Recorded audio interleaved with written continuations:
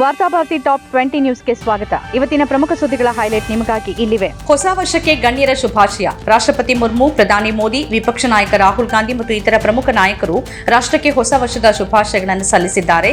ದೇಶದ ಏಕತೆ ಮತ್ತು ಅಭಿವೃದ್ಧಿಗೆ ಈ ನಾಯಕರು ಕರೆ ನೀಡಿದ್ದಾರೆ.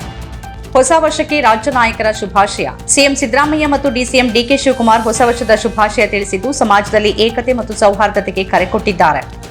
ಮಮತಾ ಬ್ಯಾನರ್ಜಿಯಿಂದ ಅಧಿಕಾರ ದುರ್ಬಳಕೆ, ಬಿಜೆಪಿ ಆರೋಪ. ಸ್ಥಳೀಯ ಟಿಎಂಸಿ ನಾಯಕರ ವಿರುದ್ಧ ಪ್ರತಿಭಟನೆ ನಡೆಸಿದ್ದ ಸಂದೇಶ್ ಖಾಲಿಯ ಮಹಿಳೆಯರನ್ನ ಸುಳ್ಳು ಪ್ರಕರಣಗಳ ಅಡಿಯಲ್ಲಿ ಬಂಧಿಸೋಕೆ ಮುಖ್ಯಮಂತ್ರಿ ಮಮತಾ ಬ್ಯಾನರ್ಜಿ ಸಂಚು ರೂಪಿಸಿದ್ರು ಅಂತ ಬಿಜೆಪಿ ನಾಯಕ ಸುವೇಂದು ಅಧಿಕಾರಿ ಗಂಭೀರ ಆರೋಪ ಮಾಡಿದ್ದಾರೆ. ವಿಶ್ವ ಚೆಸ್ನಲ್ಲಿ ಕಂಚು ಗೆದ್ದ ವೈಶಾಲಿ. ನ್ಯೂಯಾರ್ಕ್ನಲ್ಲಿ ನಡೆದ ಮಹಿಳೆಯರ ವಿಶ್ವ ಬ್ರಿಡ್ಜ್ ಚೆಸ್ ಚಾಂಪಿಯನ್ಶಿಪ್ನಲ್ಲಿ ಭಾರತದ ವೈಶಾಲಿ ಕಂಚಿನ ಪದಕಕ್ಕೆ ಕೊರಳೊಡ್ಡಿದ್ದಾರೆ. ಚೆಸ್ ಚಾಂಪಿಯನ್ಶಿಪ್ನಲ್ಲಿ ಜಂಟಿ ವಿಜೇತರು. ಚೆಸ್ ಇತಿಹಾಸದಲ್ಲೇ ಇದೇ ಮೊದಲ ಬಾರಿಗೆ ಪುರುಷರ ವಿಶ್ವ ಬ್ರಿಡ್ಜ್ ಚಾಂಪಿಯನ್ಶಿಪ್ನಲ್ಲಿ ಇಬ್ಬರು ಸ್ಪರ್ಧಾಳುಗಳಿಗೆ ಚಾಂಪಿಯನ್ ಪಟ್ಟ. ಮ್ಯಾಗ್ನಸ್ ಕಾರ್ಲ್ಸನ್ ಮತ್ತು ಇಯಾನ್ ನಿಪೋಮ್ನಿಶಿ ಇಬ್ಬರನ್ನು ಸಡನ್ ಡೆತ್ನಲ್ಲಿ 3 ಡ್ರಾಗಳ ನಂತರ ಜಂಟಿ ವಿಜೇತರು ಅಂತ ಘೋಷಿಸಲಾಯಿತು.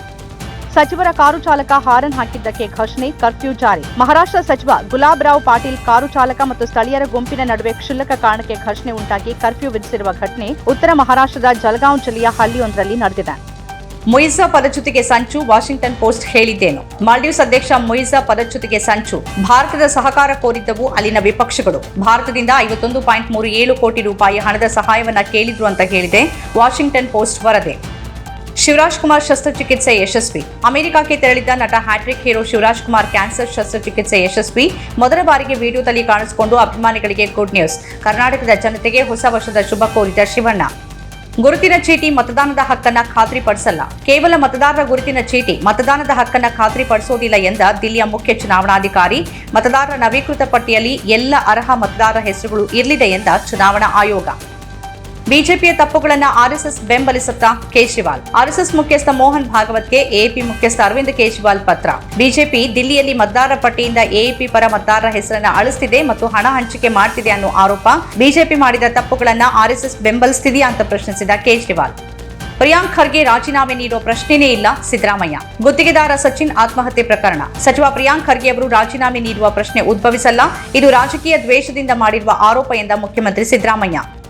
ಕೊಡಗಿಗೆ 8 ಲಕ್ಷಕ್ಕೂ ಹೆಚ್ಚಿನ ಪ್ರವಾಸಿಗರ ಲಗ್ಗೆ. ಕೊಡಗು ಜಿಲ್ಲೆಗೆ 2024 ಡಿಸೆಂಬರ್ನಲ್ಲಿ 8 ಲಕ್ಷಕ್ಕಿಂತ ಹೆಚ್ಚಿನ ಪ್ರವಾಸಿಗರು ಭೇಟಿ ನೀಡಿದ್ದು, ಇದು ದಾಖಲೆ ಎನಿಸಿದೆ. ಅದರಲ್ಲೂ ಮಾಸಾಂತ್ಯದಲ್ಲಿ ಲಕ್ಷಾಂತರ ಪ್ರವಾಸಿಗರು ಲಗ್ಗೆ ಇಟ್ಟಿದ್ದು ಸಾರ್ವಕಾಲಿಕ ದಾಖಲೆ ಸೃಷ್ಟಿ ಮಾಡಿದೆ.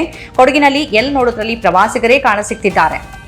ಮಣಿಪುರದಲ್ಲಿ 77% ಹಿಂಸಾಚಾರ ವರದಿ. ಕಳೆದ ವರ್ಷ ಈಶಾನ್ಯ ರಾಜ್ಯಗಳಲ್ಲಿ ಸಂಭವಿಸಿದ ಹಿಂಸಾಚಾರಗಳ ಪೈಕಿ ಮಣಿಪುರದಲ್ಲಿ ಅತ್ಯಧಿಕ 77% ಪ್ರಕರಣಗಳು ವರದಿಯಾಗಿವೆ. ಗೃಹ ಸಚಿವಾಲಯ ಬಿಡುಗಡೆ ಮಾಡಿರುವ ವಾರ್ಷಿಕ ವರದಿಯಲ್ಲಿ ಈ ಮಾಹಿತಿ ಇದ್ದು, ಮೈತೇಯಿ ಮತ್ತು ಕುಕಿ ಸಮುದಾಯಗಳ ನಡುವಿನ ಜನಾಂಗೀಯ ಸಂಘರ್ಷವೇ ಹಿಂಸಾಚಾರಗಳಿಗೆ ಕಾರಣ ಅಂತ ವಿವರಿಸಲಾಗಿದೆ. ಕಣ್ಮನ ಸೆಳೆದ ಬುರ್ಜ್ ಖಲೀಫಾ. 2025ನೇ ವರ್ಷವನ್ನು ಅದ್ಧೂರಿಯಾಗಿ ಯುಎಇ ಸ್ವಾಗತಿಸಿದೆ. ಅಬುದಾಬಿ, ದುಬೈ, ಶಾರ್ಜಾ ಸೇರಿದಂತೆ ಯುಎಇನಲ್ಲಿ ಅದ್ಧೂರಿಯಾಗಿ ಹೊಸ ವರ್ಷವನ್ನು ಬರಮಾಡಿಕೊಂಡಿದ್ದಾರೆ. 2024ಕ್ಕೆ ವಿದಾಯ ಹೇಳಿ 2025ಕ್ಕೆ ಹಲೋ ಎನ್ನುವ ಮೂಲಕ ಯುಎಇನಲ್ಲಿ ಜನ ಹೊಸ ವರ್ಷವನ್ನು ಸ್ವಾಗತಿಸಿದ್ದಾರೆ. ಮೆಡಿಕಲ್ ಶಾಪ್ಗಳಿಂದ ಲಂಚ, ಮಹಿಳಾ ಡ್ರಗ್ ಇನ್ಸ್ಪೆಕ್ಟರ್ ಅಮಾನತು. ಉತ್ತರ ಪ್ರದೇಶದ ಶಾಮ್ಲಿ ಮೆಡಿಕಲ್ ಶಾಪ್ ಮಾಲೀಕರಿಂದ ಲಂಚ ಕೇಳ್ತಾ ಇದ್ದ ಡ್ರಗ್ ಇನ್ಸ್ಪೆಕ್ಟರ್ ನಿಧಿ ಪಾಂಡೆ ಅವರನ್ನ ಅಮಾನತುಗೊಳಿಸಲಾಗಿದೆ. ಆಕೆ ಮೆಡಿಕಲ್ ಸ್ಟೋರ್ ಮಾಲೀಕರಿಂದ ಸಾವಿರಾರು ರೂಪಾಯಿ ಲಂಚಕ್ಕೆ ಬೇಡಿಕೆ ಇರಿಸ್ತಾ ಇದ್ರು ಅಂತ ಆರೋಪಿಸಲಾಗಿದೆ. 400 ಔಷಧಗಳ ಗುಣಮಟ್ಟ ಕಳಪೆ ದೃಢಪಡಿಸಿದ ಇಲಾಖೆ. ಬಾಣಂತಿಯರ ಸರಣಿ ಸಾವಿನ ಪ್ರಕರಣದ ನಂತರ ರಾಜ್ಯ ಔಷಧ ನಿಯಂತ್ರಣ ಇಲಾಖೆ ಅಧಿಕಾರಿಗಳು ವಿವಿಧ ಔಷಧಗಳ ಮಾದರಿಗಳನ್ನು ಸಂಗ್ರಹಿಸಿ ಪ್ರಯೋಗಾಲಯಗಳಲ್ಲಿ ಗುಣಮಟ್ಟ ಪರೀಕ್ಷೆಗೆ ಒಳಪಡಿಸಿದ್ದು, 400ಕ್ಕೂ ಹೆಚ್ಚಿನ ಔಷಧಗಳು ಪ್ರಮಾಣಿತ ಗುಣಮಟ್ಟ ಹೊಂದಿಲ್ಲ ಅನ್ನೋದು ದೃಢಪಟ್ಟಿದೆ. 2,000 ರೂಪಾಯಿ ನೋಟು ರದ್ದತಿ. ಆರ್ಬಿಐ ಮಾಹಿತಿ. 2024 ಡಿಸೆಂಬರ್ 31ರ ಅಂತ್ಯಕ್ಕೆ 2,000 ರೂಪಾಯಿ ಮುಖಬೆಲೆಯ 6,691 ಕೋಟಿ ರೂಪಾಯಿ ನೋಟುಗಳನ್ನು ಬ್ಯಾಂಕಿಗೆ ಜಮೆ ಮಾಡಲಾಗಿದೆ. ಇದುವರೆಗೆ 98.12% ಹಳೆಯ 2,000 ರೂಪಾಯಿ ಮುಖಬೆಲೆಯ ನೋಟುಗಳು ಬ್ಯಾಂಕ್ಗಳಿಗೆ ವಾಪಸ್ಸಾಗಿದೆ ಅಂತ ಆರ್ಬಿಐ ತಿಳಿಸಿದೆ. ನಾಯಕನ ಮಿನಿ ಪಾಕಿಸ್ತಾನ ಹೇಳಿಕೆಗೆ ಬಿಜೆಪಿ ಮೌನ. ಮಹಾರಾಷ್ಟ್ರದ ಸಚಿವ ನಿತೇಶ್ ರಾಣೆ ಕೇರಳವನ್ನ ಮಿನಿ ಪಾಕಿಸ್ತಾನ ಅಂತ ಕರೆದಿರುವುದಕ್ಕೆ ಆಕ್ಷೇಪ ವ್ಯಕ್ತಪಡಿಸಿರುವ ಸಿಪಿಐಎಂ ನಾಯಕಿ ಬೃಂದಾ ಕಾರಟ್ ಬಿಜೆಪಿಯ ರಾಷ್ಟ್ರೀಯ ಅಧ್ಯಕ್ಷ ಜೆಪಿ ನಡ್ಡಾ ಅವರ ಮೌನವನ್ನ ಪ್ರಶ್ನಿಸಿದ್ದಾರೆ. ಬಾಣಂತಿ ನವಜಾತ ಶಿಶು ಮೃತ್ಯು, ವೈದ್ಯರ ನಿರ್ಲಕ್ಷ್ಯದ ಆರೋಪ. ರಾಯಚೂರು ನಗರದ ರಿಮ್ಸ್ ಆಸ್ಪತ್ರೆಯಲ್ಲಿ ಹೆರಿಗೆಯಾಗಿದ್ದ ಬಾಣಂತಿ ಹಾಗೂ ನವಜಾತ ಶಿಶು ಸಾವನ್ನಪ್ಪಿದ ಘಟನೆ ನಡೆದಿದೆ. ದೇವದುರ್ಗ ತಾಲೂಕಿನ ಮಸೀದಾಪುರ ಗ್ರಾಮದ 21 ವರ್ಷದ ಶಿವಲಿಂಗಮ್ಮ ಮೃತ ಬಾಣಂತಿ ಅಂತ ತಿಳಿದು ಬಂದಿದೆ. ಕರ್ನಾಟಕ ಮುಸ್ಲಿಂ ಜಮಾತ್ ಅಭಿಯಾನಕ್ಕೆ ಚಾಲನೆ. 2025-26ನೇ ಸಾಲಿನ ಕರ್ನಾಟಕ ಮುಸ್ಲಿಂ ಜಮಾಯತ್ ಸದಸ್ಯತ್ವ ಅಭಿಯಾನಕ್ಕೆ ಝೈನುಲ್ ಉಲಾಮಾ ಖಾಜಿ ಮಾಣಿ ಉಸ್ತಾದ್ ಉದ್ಘಾಟನೆ ಮಾಡಿದ್ದಾರೆ. ನಮ್ಮ ಕಾರ್ಯಕ್ರಮಗಳನ್ನ ನೀವು ನೋಡ್ತಾ ಇದ್ರೆ ನಮ್ಮ ಚಾನೆಲ್ ಅನ್ನ ಸಬ್ಸ್ಕ್ರೈಬ್ ಮಾಡಿ, ಪಕ್ಕದ ಬೆಲ್ ಐಕಾನ್ ಒತ್ತಿ ನಮ್ಮನ್ನ ಬೆಂಬಲಿಸಿ.